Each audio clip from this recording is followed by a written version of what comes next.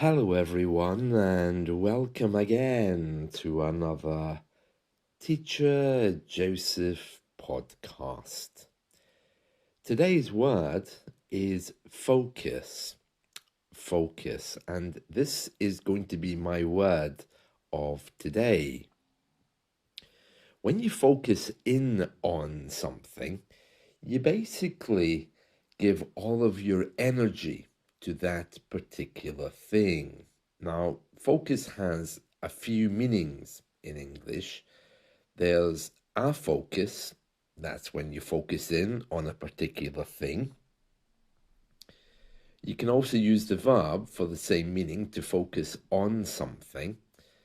And then, of course, you also have the other meanings of the word about focusing your eyes or focusing your camera before you take a picture. To focus is a very useful word, but it's also a very useful thing to do. When you start to learn English, to have a focus on something really can help a lot. Now, some of us are learning English for a reason. I say some of us because as a teacher, I feel part of your journey. Even though I'm a native speaker, I feel like I'm walking with you. So I've met many people who really are focusing a lot on a particular thing. Maybe you love music. Maybe you're a music journalist of some kind, for example.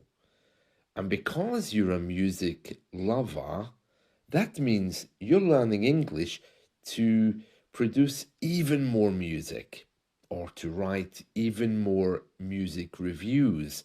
That's your focus. Now, there are other people out there who decide to learn English who don't have a focus. They just want to learn.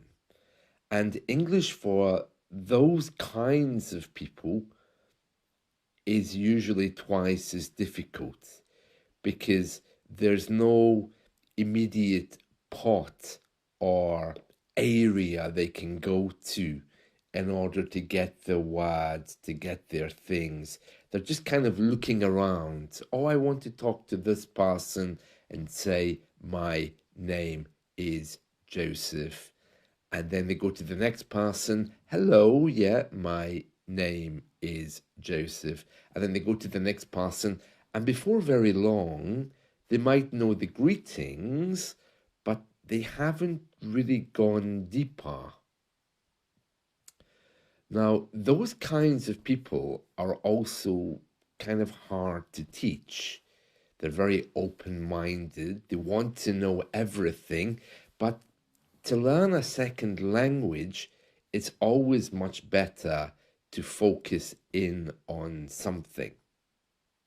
Let's say, for example, you love food. So let's say you love the food of Italy, and they do have some really delicious dishes. But imagine that you want to learn Italian. So you're learning Italian because of your love of food. So immediately you start looking at recipes and you start translating those recipes. So you've got a little hook there. That's something that brings you back to the table. It's something which keeps you focused, the thing that you love. Now, if you don't have that, you might begin to learn Italian saying, oh, I love food, oh, but I love the people, oh, but I love the fashions. And it's not possible to learn all those things. You need one main thing to focus on. And after you get past the very basic stages of grammar, it's better to jump into that thing. Now, I'm here every day doing podcasts for you. Okay. Now, do you think that I would do podcasts if I didn't love audio or radio? Audio, radio, those are my babies. I love those things. If I didn't love those things, probably my message to you every day would look a little bit different. It might be, for example, with video. It might be me on YouTube. And by the way, for those of you who follow me on YouTube, I've started doing another YouTube clip every day. And my YouTube will be more about motivation as well as lifestyle. So please find me on YouTube, Teacher Joseph's podcast or Teacher Joseph's video clips on YouTube, so you can follow me on there. But my point is this: if my passion wasn't radio and audio and journalism, I wouldn't be here every day. My video clips, my audio clips would look very different. If my passion was flowers, I would be in the garden showing you flowers. Now, if you're not sure what your passion is for a second language, it's quite easy. Just look at what you do every day. And I don't mean for work, I mean look at something higher. So if every day you're on the phone helping people, maybe your passion is communication. If every day for 3 hours you're drilling the road trying to fix it, maybe your passion isn't drilling. Maybe the thing you love about that is your colleagues, the things that you meet, or the people that you meet, the things that you do. So once you think about what your focus is, or even where you want your focus to be, it gets so much easier, because you can then bring your natural skills to the table of learning. Now, this is really important, because this is a very different thing from a group class and the teacher is telling you, yada yada, I want you, to write an essay about beautiful stars in the sky or whatever. Maybe that's just not your thing. Maybe that's just not your thing. So my point is this: once you know where your passion is, you can then have focus. When you think of a sports reporter who writes every day for the newspaper, he obviously loves sport, otherwise he wouldn't do it. Although maybe he's doing it just for the money, but he's probably still bringing his natural skills, or skills that he's learned. And when you're learning English alone, you need to kind of narrow down the perimeters a little bit. I know that when you're learning English, it's kind of a huge deal. It's a big thing, and you want to tell the world, oh, but I'm learning English. But it's a little bit like saying, well, I'm learning how to program. Well, actually, programming and the IT world is huge. I was talking to an IT engineer the other day, and I asked him, I said, I'm having this problem with Windows. You wouldn't happen to know how to fix it, would you? And he said, oh, no, I don't use Windows. I know nothing about it. And in my mind, I'm thinking, wait, he works on computers every day? He knows nothing about Windows? It's the very same with language learning. You tell people you're learning English and they assume you know every single word relating to what they're interested in, let's say like banking. And you have to stop them and say, no. I'm remembering a story of somebody who was asked as an English teacher to translate. So the person obviously thought, oh, well, she's an English teacher. She can translate this TV show for me. And the English teacher was kind of thinking, oh, well, actually, you know what? I'm not sure that I can help you with this. And the man said, what? No, you're an English teacher, you'll be fine. All you need to do is to watch this 5-minute clip and tell me what they're saying. And the woman said, well, I can try, but what's it regarding?